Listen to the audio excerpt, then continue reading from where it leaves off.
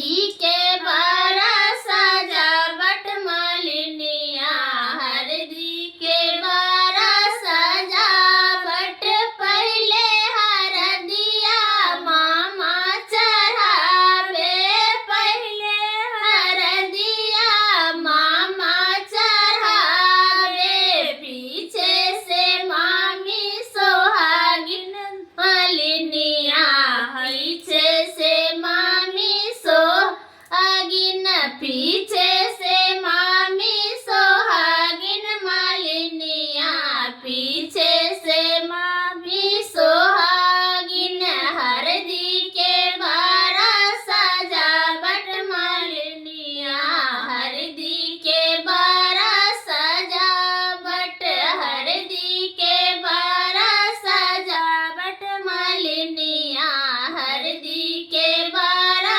सजावट। अहाँ सबके जब नीक लागत तो तो कमेंट कमेंट करके जरूर जरूर बताएं जरूर बताएं अहाँ सब गीत केहन लागल नीक लागल कि नहीं नीक लागल से अहाँ सब करब और प्यार आशीर्वाद खूब बरसाए और ज्यादा से ज्यादा शेयर करो।